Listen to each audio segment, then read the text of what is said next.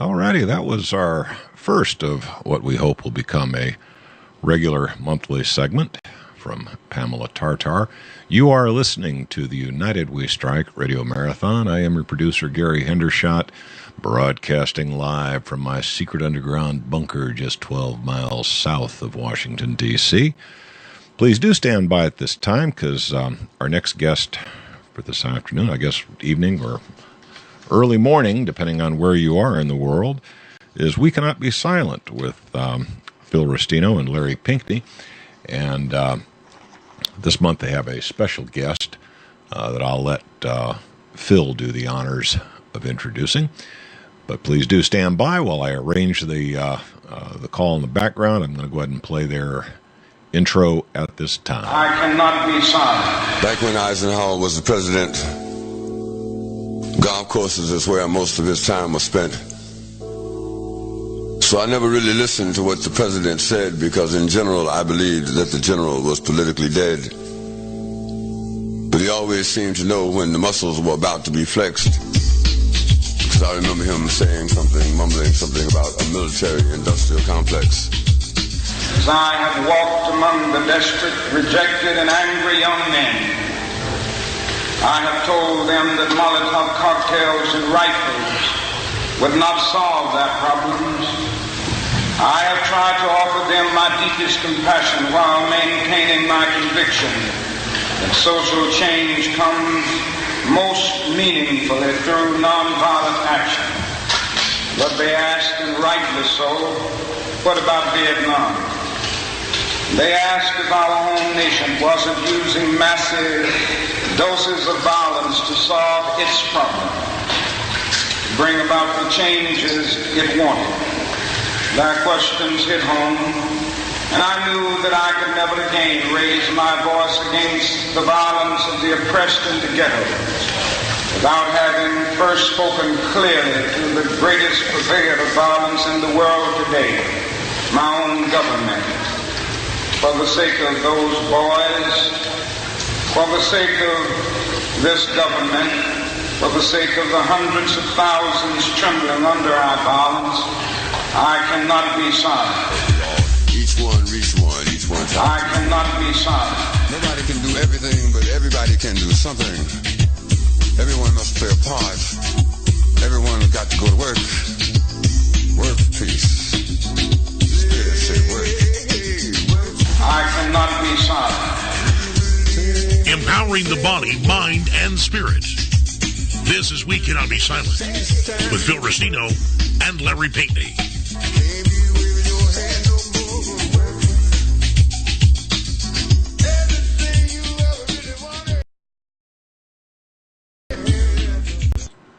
All right, folks, that rather extended intro is for Phil and Larry's presentation. We Cannot Be Silent. At this point, I'm going to go ahead and turn it over to Phil Restino. Phil, are you there, sir? Goes through Australia and New Zealand, and I don't know if there's I think there might be a show from Ireland on.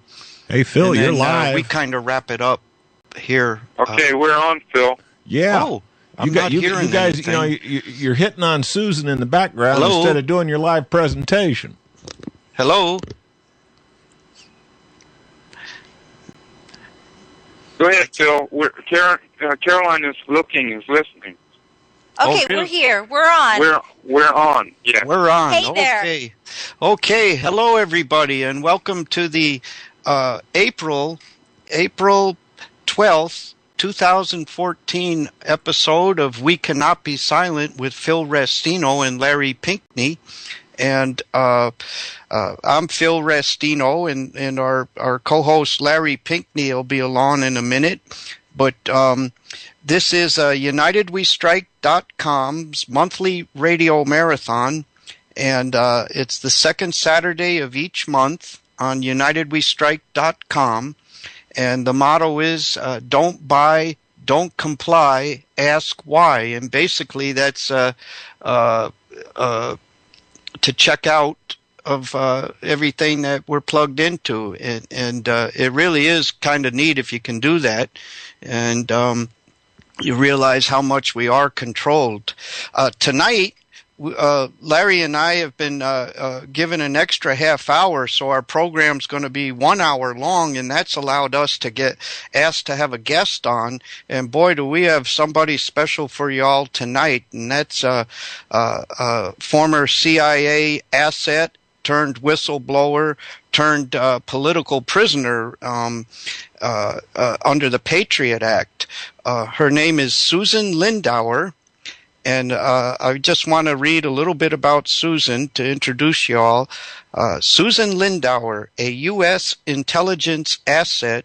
Susan Lindauer covered anti-terrorism at the Iraqi embassy in New York from 1996 up to the invasion of Iraq. Independent sources have confirmed that she gave advance warnings about the 9/11 attack.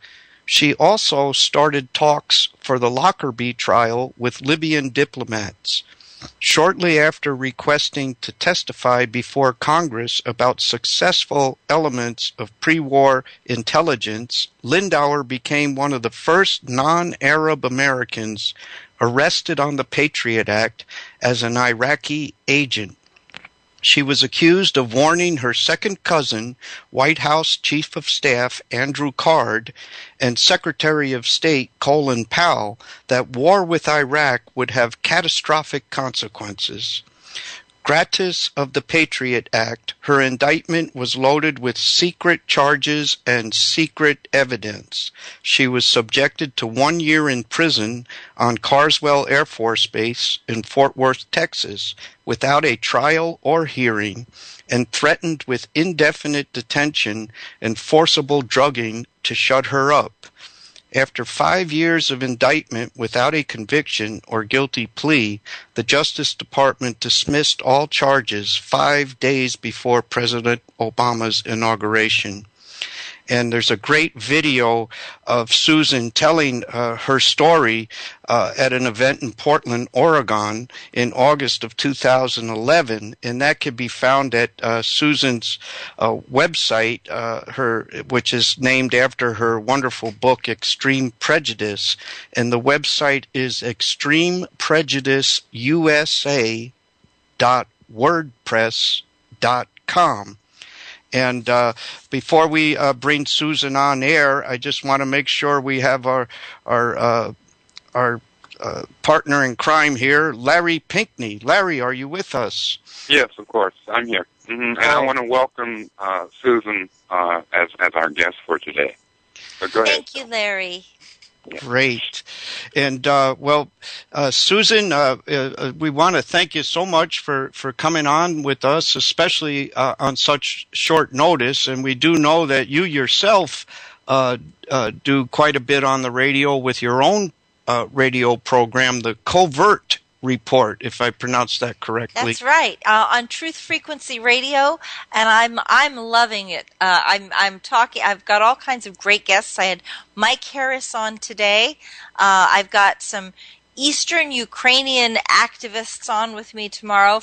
I like to try to go inside and behind the headlines, because what my experience has taught me is that nothing the government tells you is ever true. Absolutely, there's not a single word that comes out of their mouths. I'll give you an example. Colin Powell, many of you know that Colin Powell has griped endlessly about how no one at mid-level intelligence level tried to warn him about the bad intelligence coming out of the Iraqi exiles before his big speech at the United Nations, and how it was really crammed with garbage. Well, I did go tell him. This is an example. This is just one example. I did go tell him. He lived next door to my CIA handler, and I went to him twice in January of 2003, a month before his speech, and again a second time a week before his speech at the United Nations. So he had plenty of time. He knew very well who I was, because my CIA handler lived next door to him. And he turned those papers over to the FBI. He told them to shut me up.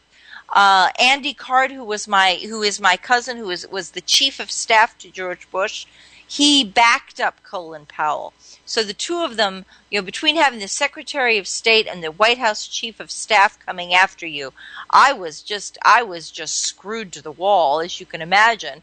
And of course, Colin Powell, he didn't have any integrity. He just wanted to whitewash the blood and guts and dirt off his reputation, so that he could, protect his legacy. And he should have been court-martialed for lying to his fellow officers. Yes, and that was the and Colin Powell's holding up that little vial of white powder, and the fact that he was Colin Powell pretty much sealed the invasion of the U.S. invasion of Iraq, didn't it? Yes, as it far did. as the legitimacy. Yes, it did. And then he dared to come back and say, "Why didn't anyone tell me it would be bad intelligence? Oh, how did you damaged my reputation by not telling me the truth?"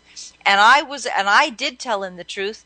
We had a peace option on the table, and it's worth noting that my conviction is this: there is never a point when diplomacy cannot achieve results if you have courage, vision, and leadership to recognize that you need results, and if you're creative about approaching it.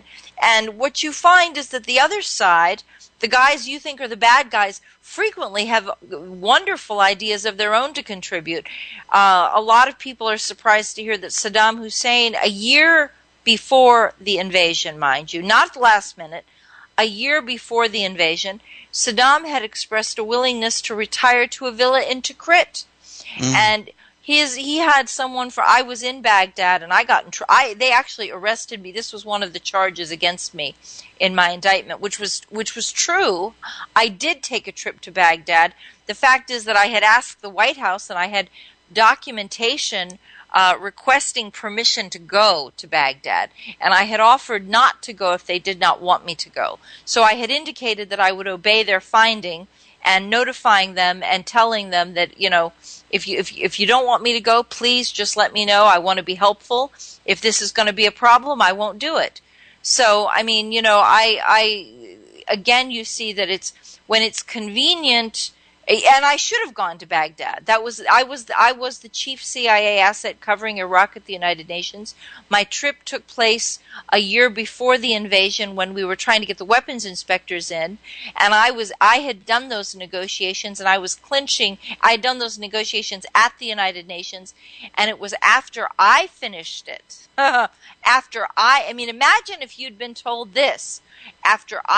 Would I have been convicted? After I finished the talks, I had achieved every single thing the United States wanted, and the CIA had dictated very harsh terms. I took this to the United Nations Security Council, and we had documentation because of the Patriot Act and because of the wires on my phone and on my fax. We actually had copies of all the faxes that I had sent to the United Nations. So we had my copies of my letters to the Russians, to the French, to the Arab League, to Egypt, and some of these other governments that had a demonstrated interest. I would have been able. I am a historical record, yes. And so the prosecution was at first imagined that they would use this information to damage me and attack me and say, well, you were an Iraqi agent because you sent this out. You sent these letters saying that we could have detailing the peace option to the United Nations Security Council, but all of the advantages were for the United States. The fact that the United States would have preferential contracts in oil production, the Iraqi pipeline, for example, pipeline system network, pumping stations were completely destroyed under the sanctions and were just totally degraded and required massive reconstruction. The United States was going to have preferential contracts to rebuild all of the oil infrastructure, pipelines, pumping stations. They were going to buy U.S. oil equipment. We were going to have preferential contracts in hospitals, healthcare, pharmaceuticals. They had to rebuild their hospital system because, again, medical coverage had been destroyed by the sanctions. We were going to get those benefits. For us, the CIA drove a very hard bargain, and Saddam agreed to every darn thing we wanted. And a year before the invasion, I had traveled to Baghdad to talk about the weapons inspections. Iraq had already agreed before 9/11 to invite the FBI to send a task force on terrorism into Baghdad with authorization to conduct terrorism investigations, interview witnesses, and make arrests. They had already agreed. After 9/11, they tried to give us financial documents on where Al-Qaeda was hiding its money, where the terrorist network was hiding its money. Most of it comes from drug sales. So we would have killed two birds with one stone. Bush refused to take it. I mean, these were kinds of things that whether you're a Republican or a Democrat, whether you're progressive anti-war or conservative, pro-Republican, people have a right to know this information because all of these government officials are making decisions in our names. But Saddam, sorry, I keep coming back, getting sidetracked. The last thing, the big deal was that Saddam had offered to retire to a villa in Tikrit. And all he said he wanted was a security detail from the Iraqi Republican Guard. And he just wanted to go off and live his life and be left alone. And a year before the invasion, you could have had regime change. Yes. And this is very important, Susan. I'm sorry to interrupt. Just to back up a little bit, and for those listening who might not be familiar with the run-up to the war on Iraq and the dealings in the intelligence behind it, you were an intelligence asset, and it seems like you were doing the job that you were tasked to do, which was to try to broker an agreement instead of war. We had to get everything that we could for the United States. From the end of the Clinton administration up to the invasion, it was obvious to the intelligence community that this international loathing of sanctions on Iraq had reached an epidemic. It could not be sustained. Now, I hated sanctions anyway because sanctions were brutal genocide. These were war crimes. 11,000 human beings were dying every month in Iraq, and half of them were children under the age of 5. Children under the age of 5 should not be dying of starvation in any country. Mm-hmm. We had killed over 1 million children under the age of 5. The United Nations refused to count 6-year-olds or 7-year-olds. They were only counting the tiny babies. And before the war, 400 children had died in Iraq every month. But now, after sanctions, 11,000 human beings and 8,000 children were dying. So it was an offense against the humanity, as far as I was concerned, and I wanted to do something about it, and that's why I was willing to be recruited as an intelligence asset. I had been emphatic that I would never give up my beliefs. I was always anti-war. I was always I wanted to show that anti-war and anti-terrorism could achieve results, and if I believed that we would have more success in dealing with the Arabs if we applied a policy of nonviolence in all directions. In other words, I don't care who's doing the killing, I don't care who's doing the dying, I am opposed to violence. And I actually won a lot of support from Saddam and Gaddafi. They were at first amazed by this novel concept from the Americans, but what they found was that they were very eager to cooperate. Once you show respect for their people, and I would include the Palestinians in this, opposition to Israeli apartheid against the Palestinians, which I realize is controversial in some quarters, but I believe in it strongly. Once you show that you care about the quality of life in their communities, they will help you.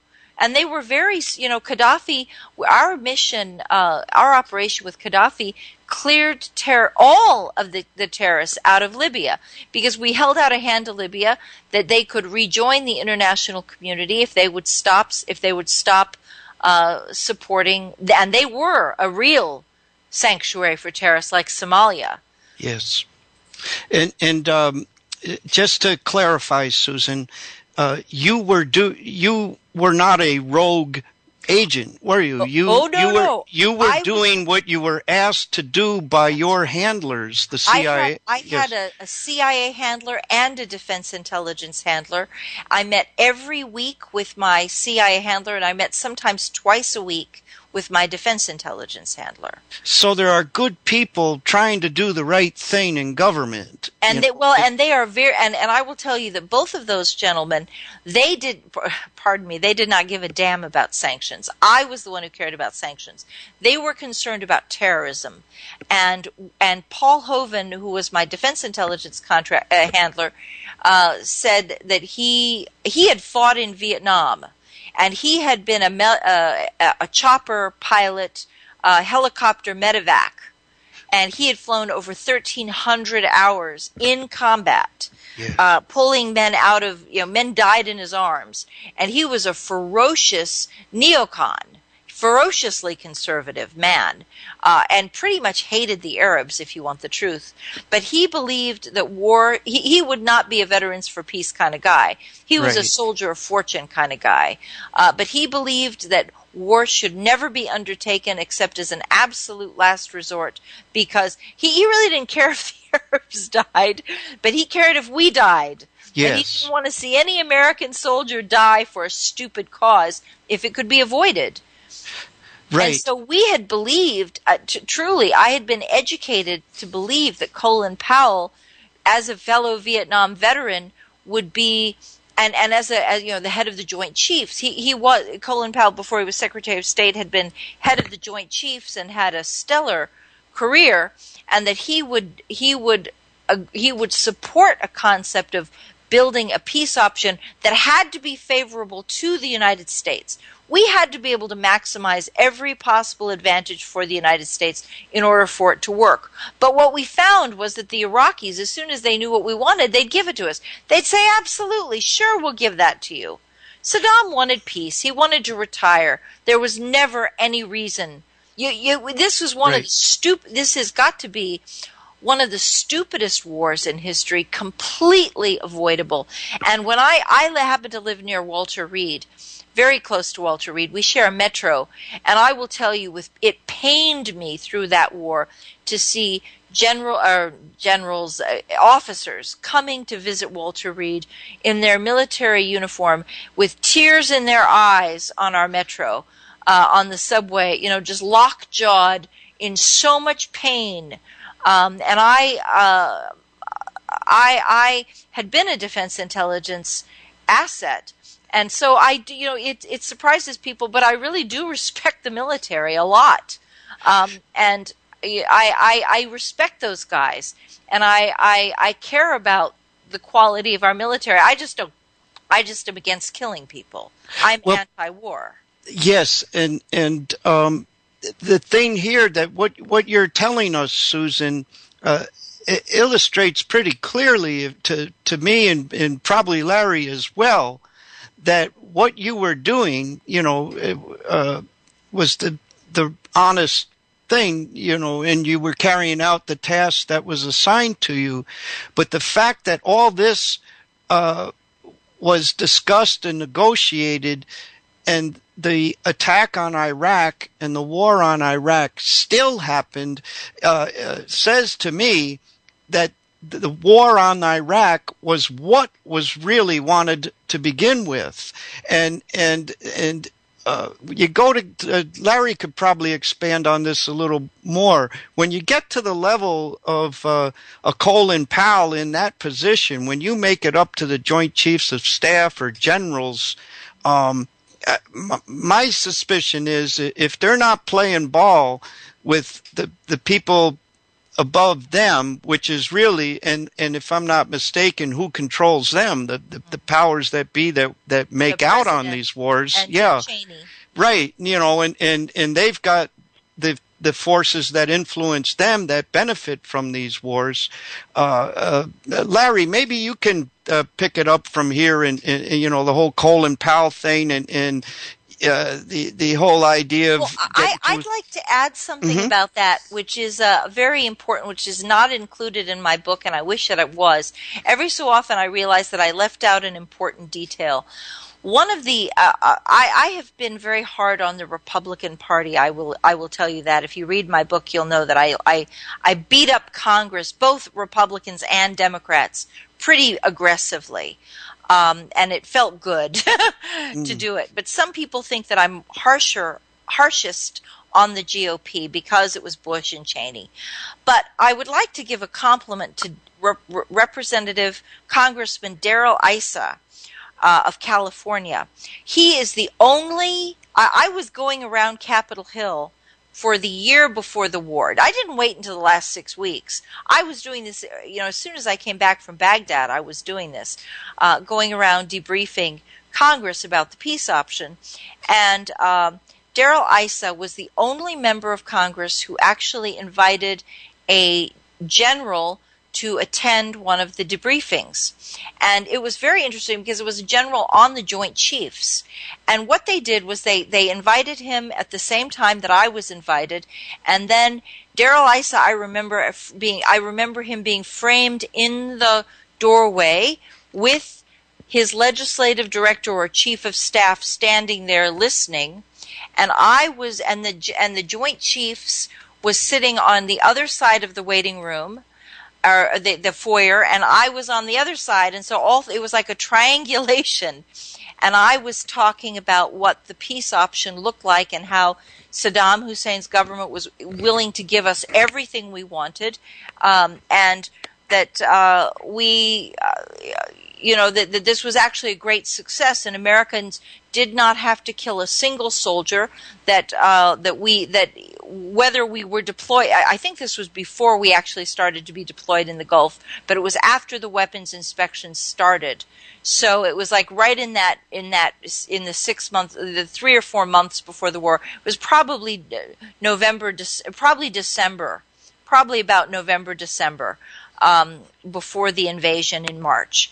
So the military buildup had started, and I was arguing that we could have a great victory and that we didn't, even though we had spent the money, and at this point it was about spending money.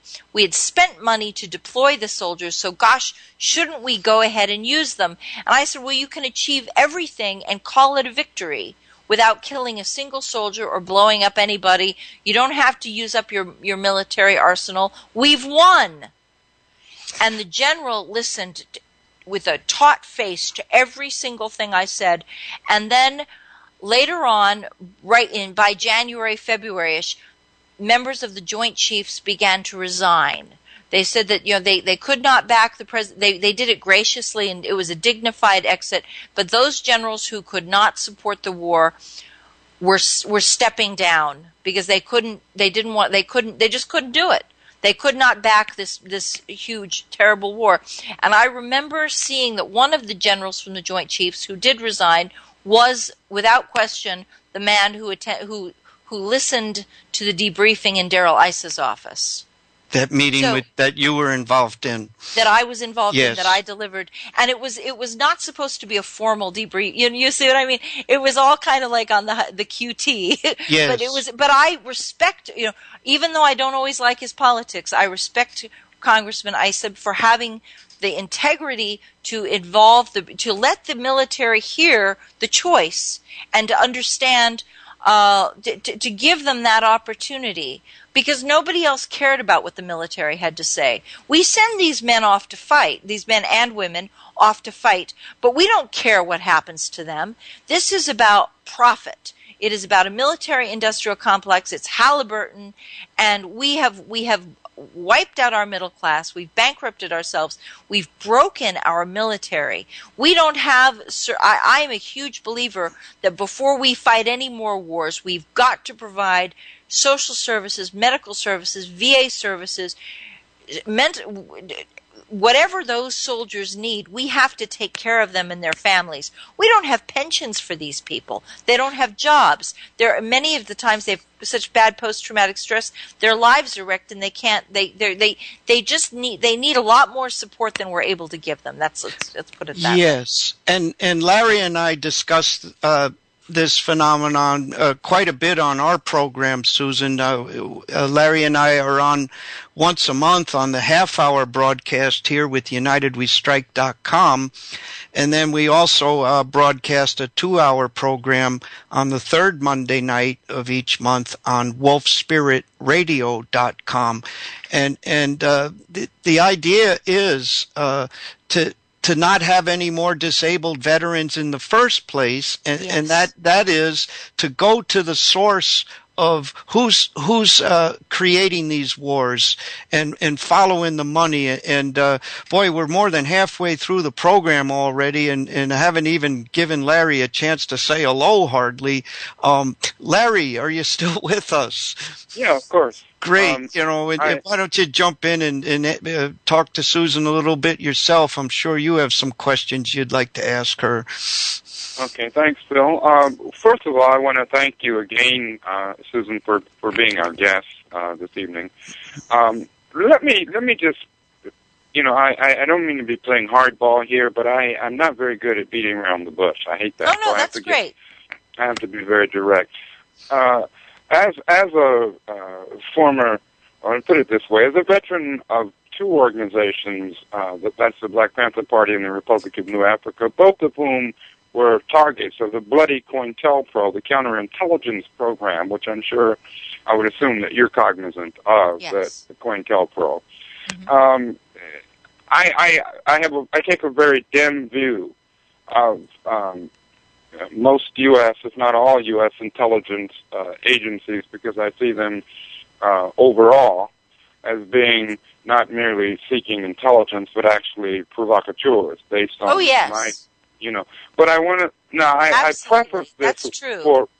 I'm prefacing my statement, or I'm prefacing I've made the statement now, but I'm prefacing this for my question to you. Okay. And my question to you is that someone who was, I think, quite unique as a CIA asset, and if you will, for our listening audience, we may assume that people know what you mean or what we mean when we say CIA asset. If you could also, in answering this question, which I'm about to ask, explain exactly what that means. It seems sort of self-explanatory, but it may or may not be. The question is this, Susan.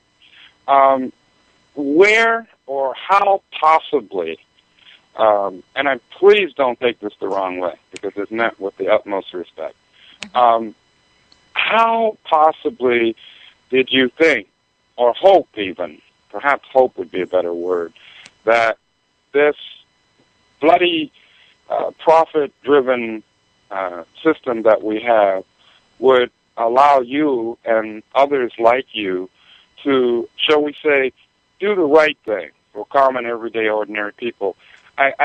What I'm trying to get to, Susan, how did I possibly think we could win? Yeah, the people I'm talking about, just everyday, ordinary people. Yeah. Well, I will tell you that, first of all, an asset is the eyes and ears of human intelligence.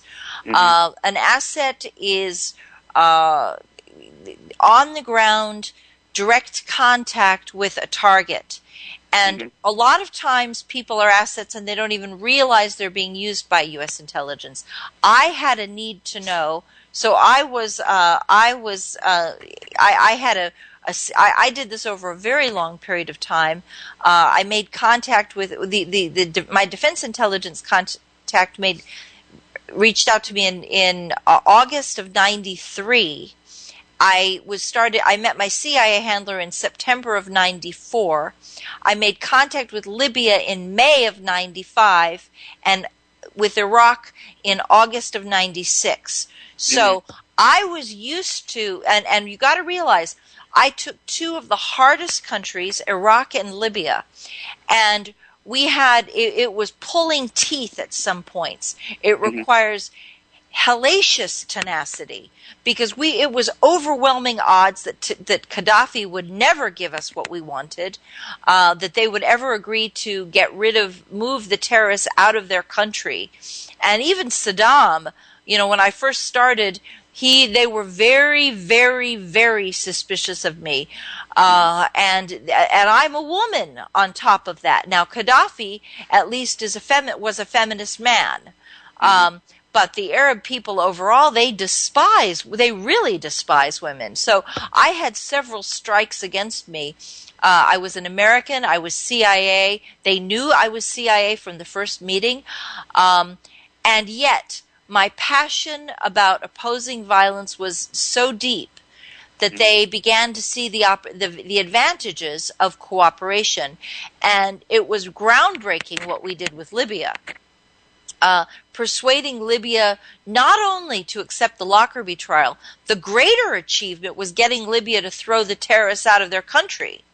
And realizing, I brought in Hosni Mubarak I was the one who brought Hosni Mubarak into this equation, because I had given advance warning about the 93 World Trade Center attack, which of course it was FBI involvement, and that's another issue.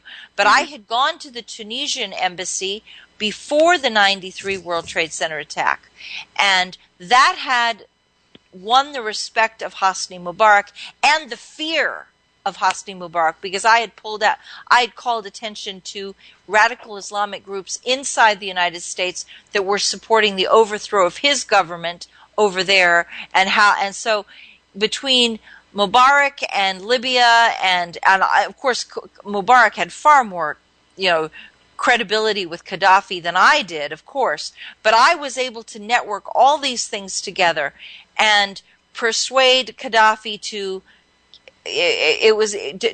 rejoin. It was like holding out a branch to him that he could rejoin the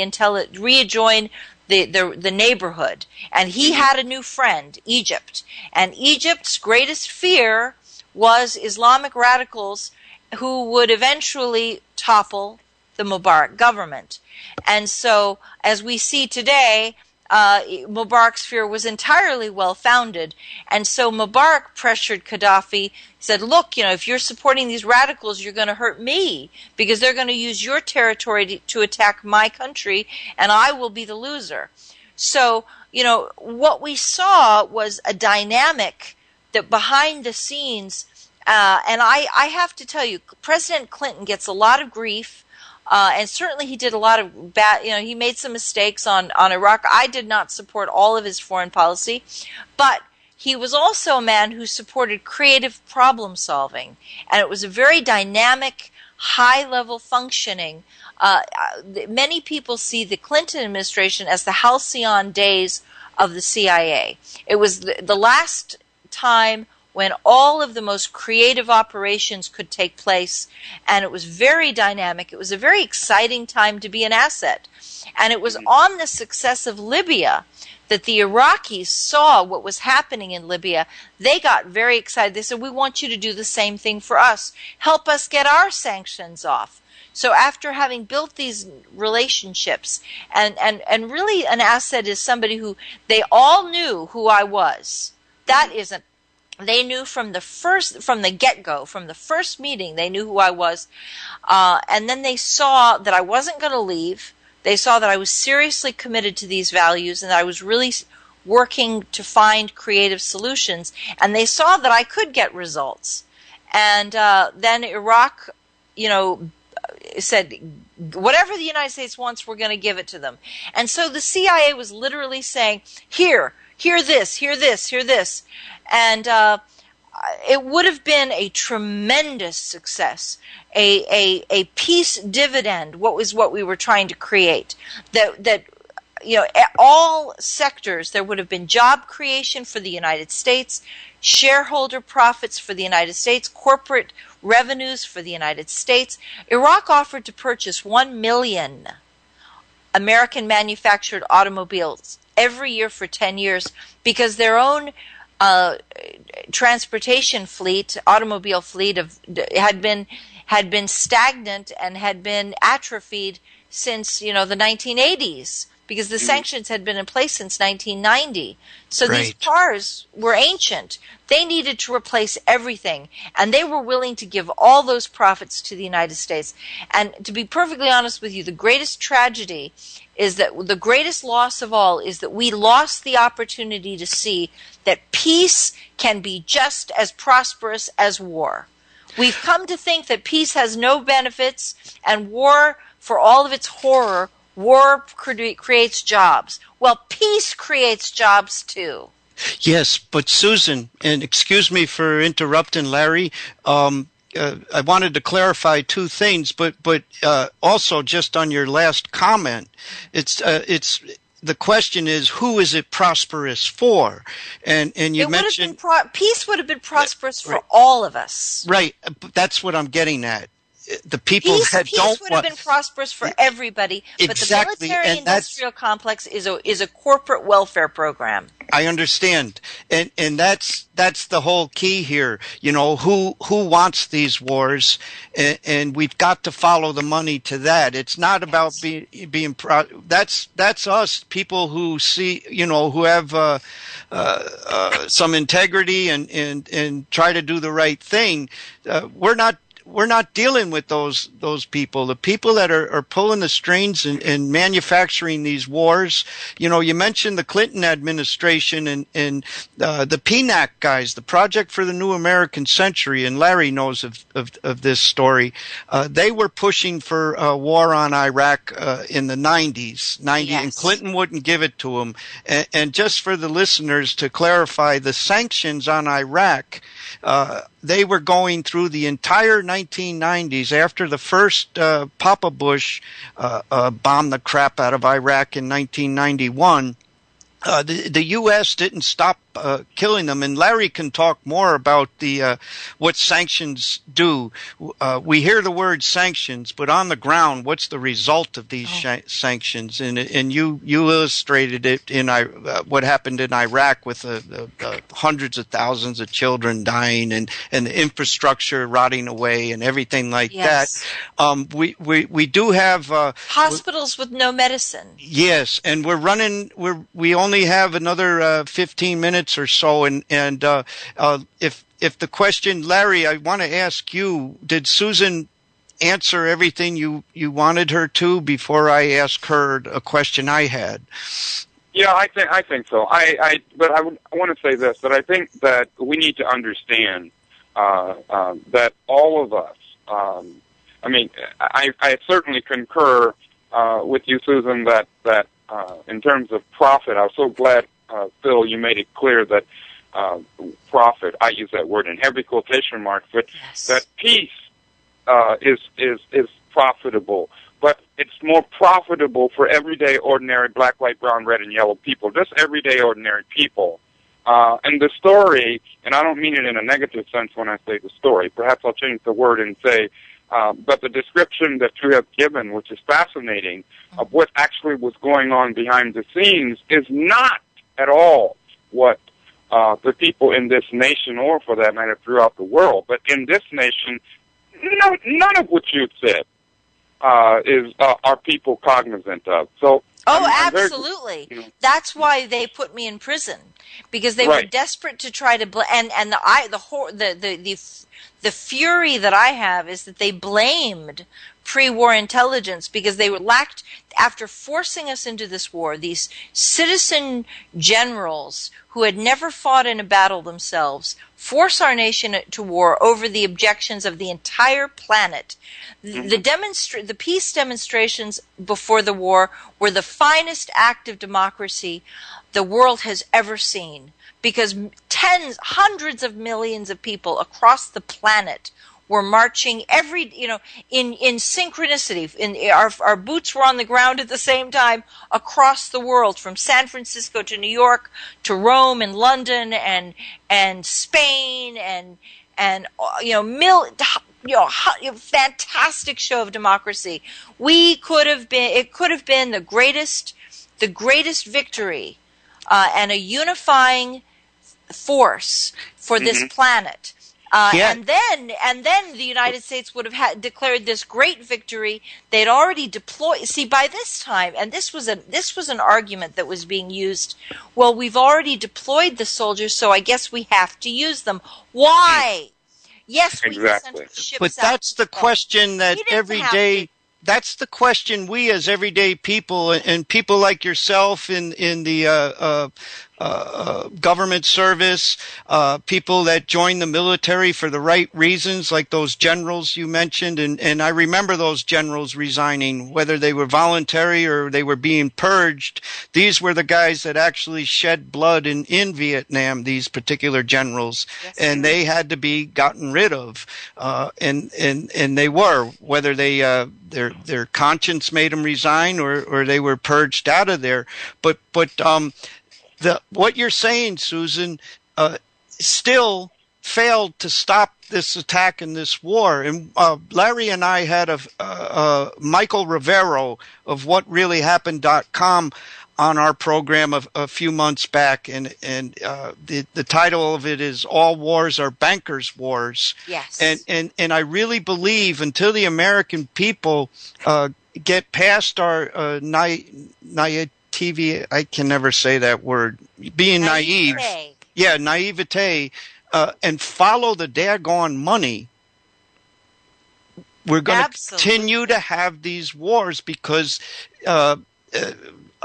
we've got to follow the money, and there's and that's where the people are. And also like the Project for the New American Century, these guys, and they're still in place. It doesn't matter, Democrat, Republican administration. These guys are still there. They have names. There's plenty of people that, like yourself, who have shared this information with the general public, and we've got to get beyond our idealism and just go right to the criminals themselves. Larry, we're getting up towards 10 minutes or so left in the program. Susan was talking about Libya, and I know the backstory on Libya when she said that they gave Gaddafi. Got rid of the sanctions on that. Part of that was the Lockerbie, and Susan has a lot to say and tell about the Lockerbie bombing, which Libya was blamed for, and it turned out to be our own CIA getting rid of some people who were doing the right thing. And found the drug dealing, within the CIA. So these people that needed to be silent. How did the COINTELPRO say it, Larry? When you want to get rid of somebody, neutralize. Neutralize them. Yes. So anyway, the guy who put the bomb on the airplane on Pan Am 103 lives 6 miles from my house in Fairfax County, Virginia. He has been protected inside the United States. He is the nephew of Ahmed Jibril, but the CIA, there was a rogue team that was getting kickbacks from the heroin trafficking out of the Bekaa Valley. And when the Defense Intelligence Agency, and then again you see I was a DIA asset, and that's why the Defense Intelligence was so keyed into this. When DIA reported it to Langley and said, "Hey, you've got dirty agents over there who are taking kickbacks off the heroin profits, and they're sabotaging our efforts to recover 96 Western hostages like Terry Anderson, AP reporter Jerry Levin, who was the CNN bureau chief, William Buckley, who was the CIA station chief in Beirut, and these guys were held under horrific conditions, and the whole mission was to try to get them out and rescue them. And every time they'd get close, somebody would tip them off and they'd be moved. And Right. it was because of this heroin trafficking. So the CIA was actually putting heroin onto in luggage through Frankfurt Airport and making sure that it cleared customs. And then they sort of it, substituted though- a bomb when the CIA in Langley sent out a team with the FBI to investigate it. Yes. All of those people were coming back to Washington. Put them to on the make a same report. airplane and then neutralize them, as Larry said. And they bombed. Loma. They switched out the heroin for the Right. for the suitcase bomb. And at the same time, what people who don't know this history is, and we are running short of time, that's the history was Libya was blamed for the bombing. And then you had all these sanctions on Libya as well. Well, and the thing is, this is what's so cynical. Originally, everyone knew that Syria did it. Syria and Iran were the ones who did it. But when George Bush Sr. cut a deal with President Assad Sr., Hafez al-Assad, that if he would allow the United States to use Syrian airspace during the first Gulf War, then we would take Syria off the terrorism list, and we would shift the blame of Lockerbie away from Syria onto Libya. So, first of all, how much can you really care about Lockerbie and heroin trafficking and terrorism if you're just callously saying, we don't care who really did this. We're going to we'll just blame somebody else. I mean, I have to tell you that the two worst presidents we've ever had, I think the most dangerous presidents were George Bush Sr. and George Bush Jr. by far. And Susan, what I'm getting out of this, and what I think Larry's probably seeing pretty clearly himself, is that there are powers that are making a lot bigger money, and the people in government are serving them. You know, and the money is in the drug trade, the money is in war, and again, the answer is follow the money, and we've got to get beyond, the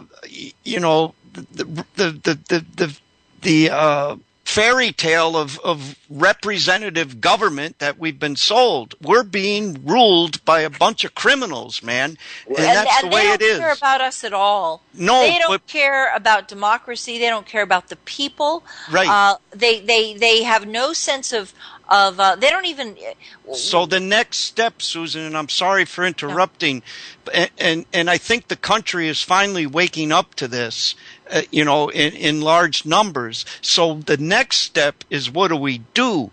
And we've got to follow the money, identify these people by name, and start going after them, whatever way we can. Folks, I'm sorry to interrupt, but yes. we're down to about 3-4 minutes left, and as always, I want to remind you to please do a little bit of shameless self-promotion.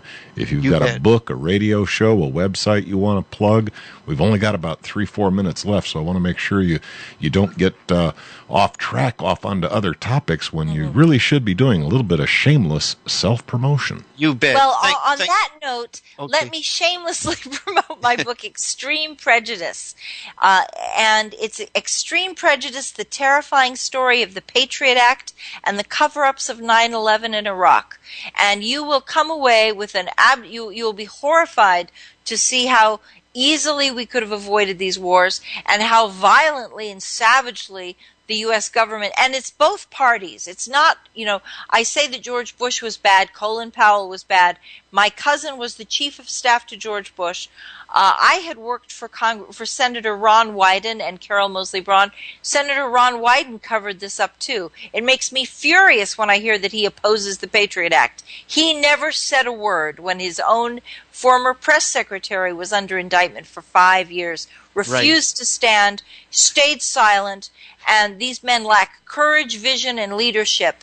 And you have a lot of, and the positive thing is, we have a lot of good people in government, but it's not that the whole government is bad, But if you have, just like we had 85% of the CIA trying to stop 9/11, Right. it only took a handful of people to wipe out Exactly. all the good things that we were trying to do. Exactly. And people that are listening can go to your website, Susan, which is, once again, is extremeprejudiceusa.wordpress.com. And there's so much more information, folks, that Susan has to share on Libya, Iraq, and currently on her own program, the Covert Report with Susan Lindauer. You can get some of her programs on what's going on over in Ukraine. But while we still have a minute, we need to also let folks know who don't know about our show's co-host, Larry Pinkney, who does a lot of great work, a lot of writing, a lot of media appearances, and you can get 40 years of his work at blackactivistwg.org. And anything else you want to put in, Larry?